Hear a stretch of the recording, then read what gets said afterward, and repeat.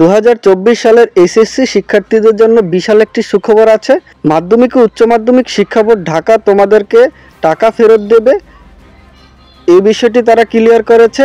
কেন তোমাদের টাকা ফেরত দেবে এবং কী কারণে তোমাদের টাকা ফেরত দেবে সেটা আমি বিস্তারিত বলছি।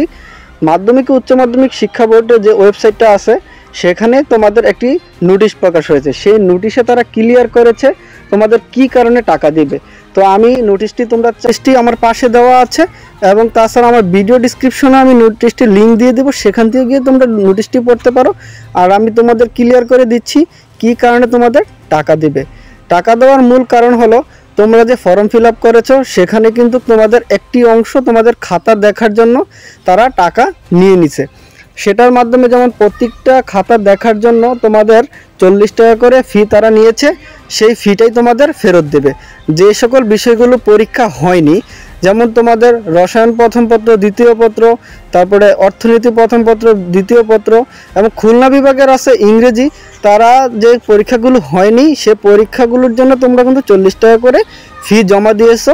যেহেতু পরীক্ষাগুলো হয়নি সেহেতু তারা এই টাকাগুলো তোমাদের ফেরত দিচ্ছে। আর সবচেয়ে মূল কথা হলো তোমরা টাকাগুলো খুব সহজেই পাবা। তোমাদের কোনো ব্যাংক অ্যাকাউন্ট লাগবে না, কোথাও তোমাদের দৌড়াতে হবে না। তোমরা কলেজে যাবা, সেখান থেকে তোমরা টাকাগুলো সংগ্রহ করবা। আরেকটি বিষয়ের জন্য তোমাদের টাকা দিবে, সেটা হলো তোমাদের ব্যবহারিক খাতার জন্য তোমাদের টাকা দিবে। ব্যবহারিক পরীক্ষা যাদের আছে, যে সকল বিষয়ে ব্যবহারিক পরীক্ষা আছে, যেমন কৃষি শিক্ষা, রসায়ন, পদার্থ, যে সকল বিষয়গুলো তোমাদের ব্যবহারিক আছে সে সকল বিষয়ের জন্য তোমাদের 40 টাকা করে ফি প্রদান করবে। তো হিসাবে একটা ক্যালকুলেশন করে দেখা যায় তোমাদের 500-600 টাকার মতো তোমরা পাবা, ভালো একটা অ্যামাউন্ট পাবা।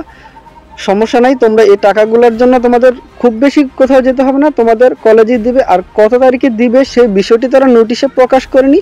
যখনই নোটিশে বিষয়টি প্রকাশ করবে আমি অবশ্যই তোমাদের জানিয়ে দেব। তার জন্য আমার সাথে তোমরা সংযুক্ত থাকবা। আর আমার ভিডিওটি ভালো লাগলে অবশ্যই একটি লাইক দিবা। আর আমার চ্যানেলে যারা নতুন তারা অবশ্যই আমার চ্যানেলটি সাবস্ক্রাইব করে আমার পাশে থাকবা। আজকের মতো বিদায় নিলাম। আল্লাহ হাফেজ, ভালো থেকো, সুস্থ থেকো।